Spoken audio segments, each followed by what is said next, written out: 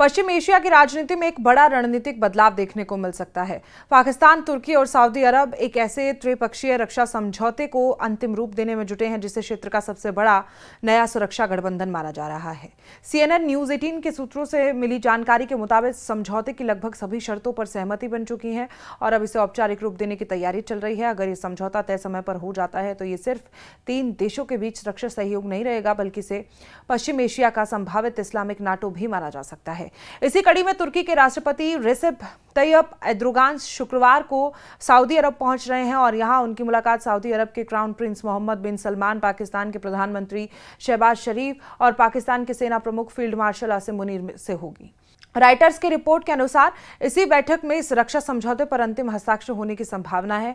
शहबाज शरीफ और आसिम मुनीर पहले ही सऊदी अरब पहुंच चुके हैं, जिससे संकेत मिलते हैं कि बातचीत अंतिम और निर्णायक दौर में प्रवेश कर चुकी है और अगर ये रक्षा समझौता अस्तित्व में आता है तो इसे पश्चिम एशिया की सुरक्षा व्यवस्था में पिछले कई सालों का सबसे बड़ा बदलाव माना जाएगा। और इसकी सबसे बड़ी वजह यह है कि तीनों देश अब अपनी सुरक्षा जरूरतों के लिए अमेरिका और नाटो पर निर्भर रहने की बजाय एक वैकल्पिक सैन्य ढांचा तैयार करना चाहते हैं।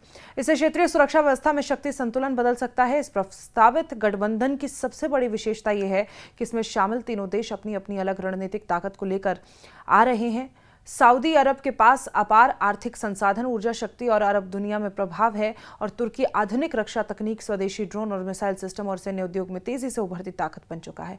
वहीं पाकिस्तान लंबे सैन्य अनुभव, बड़ी स्थायी सेना और परमाणु हथियारों से लैस इकलौता इस्लामिक देश होने के कारण इस गठबंधन का सबसे अहम सैन्य स्तंभ माना जा रहा है। यानी ये केवल तीनों देश का राजनीतिक समझौता नहीं, बल्कि 3 अलग अलग क्षमताओं, पैसा, तकनीक और सैन्य ताकत को एक मंच पर लाने की कोशिश होगी। और यही कारण है कि इस पूरे घटनाक्रम में पाकिस्तान के प्रधानमंत्री के साथ साथ सेना प्रमुख आसिम मुनीर की मौजूदगी को बेहद महत्वपूर्ण माना जा रहा है।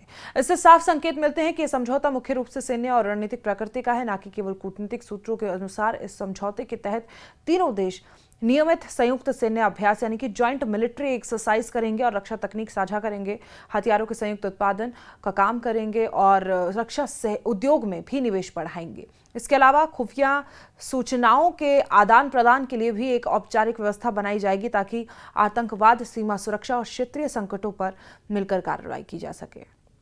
बताया जा रहा है कि ढांचा पहले से मौजूद पाकिस्तान सऊदी रक्षा सहयोग को और मजबूत करेगा और उसमें तुर्की को औपचारिक रूप से शामिल करेगा। इसमें तीनों देशों के बीच एक स्थायी सुरक्षा तंत्र विकसित हो सकता है जो भविष्य में और भी देशों को अपने साथ जोड़ने की क्षमता रखता है। हालांकि सबसे बड़ा सवाल अभी भी यही है कि क्या ये गठबंधन नाटो की तरह सामूहिक सुरक्षा सिद्धांत अपनाएगा या नाटो में आर्टिकल 5 के तहत किसी एक सदस्य देश पर हमला पूरे गठबंधन पर हमला माना जाता है और सभी सदस्य उसकी रक्षा के लिए, मतलब जो रक्षा जिस तरीके से नाटो बनाना जाना है, जो सभी सदस्य इसमें हैं उसकी रक्षा के लिए बाध्य अगर होते हैं तो फिलहाल अभी तक ये स्पष्ट नहीं हो पाया है कि प्रस्तावित इस्लामिक गठबंधन में ऐसा कोई प्रावधान शामिल होगा या नहीं। लेकिन गौरतलब है कि पिछले सालों पाकिस्तान और सऊदी अरब के बीच हुए रक्षा सहयोग समझौते में भी सुरक्षा सहयोग को काफ़ी व्यापक बनाया गया था और ऐसे में विशेषज्ञों का मानना है कि नया त्रिपक्षीय समझौता उसी दिशा में अगला बड़ा कदम साबित हो सकता है।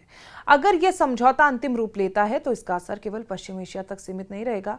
इसकी गूंज दक्षिण एशिया, खाड़ी क्षेत्र, वैश्विक शक्ति संतुलन पर भी पड़ सकती है और भारत की सुरक्षा रणनीति, ईरान की क्षेत्रीय समीकरण, इजराइल की सुरक्षा नीति और अमेरिका की पश्चिम एशिया रणनीति, चारों पर इस नए गठबंधन का प्रभाव देखने को मिल सकता है। इसलिए दुनिया की नज़र अब शुक्रवार को होने वाली इस अहम बैठक और संभावित रक्षा समझौते पर टिकी हुई है।